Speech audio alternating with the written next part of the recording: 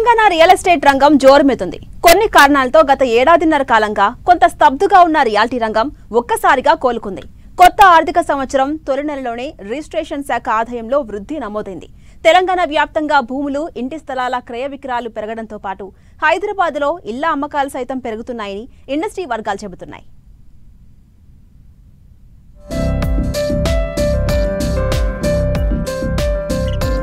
తెలంగాణలో జోరందుకున్న రియాలిటీ రంగం. ఏప్రిల్లో పెరిగిన రిజిస్ట్రేషన్లు. గత నెలలో 11.32 కోట్ల అదనపు ఆదాయం. ఏప్రిల్లో 1,42,912 డాక్యుమెంట్స్ రిజిస్ట్రేషన్. ఈ నెలలోనూ మరింత పెరిగే ఛాన్స్ ఉందని ఎక్స్పర్ట్స్ అంచనాలు. తెలంగాణలో రియల్ ఎస్టేట్ రంగంలో వేగం పెరుగుతోంది.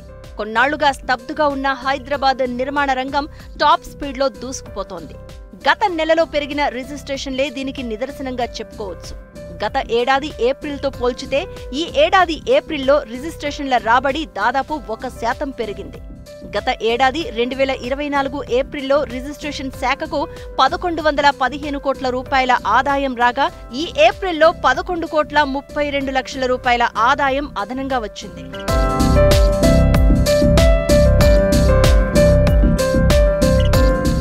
ఏప్రిల్ నెలలో రిజిస్ట్రేషన్ల ద్వారా తెలంగాణ ప్రభుత్వానికి 1,125 కోట్ల 54 లక్షల ఆదాయం వచ్చిందని లెక్కలు చెప్తున్నాయి. మరోవైపు గత ఏడాది ఏప్రిల్లో రాష్ట్ర వ్యాప్తంగా 1,24,157 దస్తావేజులు రిజిస్టర్ కాగా ఈ ఏడాది ఏప్రిల్లో 18,755 పెరిగి మొత్తం డాక్యుమెంట్ల సంఖ్య 1,42,912కు చేరింది.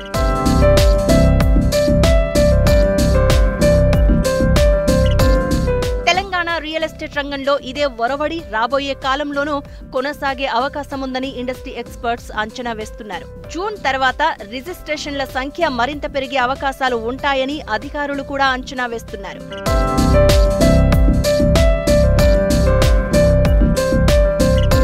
క్రయ విక్రయాలు పెరగడం, డిజిటలైజేషన్ దిశగా ప్రభుత్వం తీసుకుంటున్న చర్యలతో రియాలిటీ రంగం ఊపందుకుందని ప్రభుత్వ అధికారులు భావిస్తున్నారు.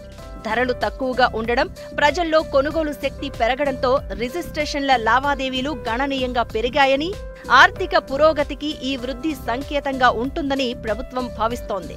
గత ఏడాది రిజిస్ట్రేషన్ల ద్వారా 18,000 కోట్ల రూపాయల టార్గెట్ను నిర్దేశించుకోగా 14,307 కోట్ల ఆదాయం వచ్చింది.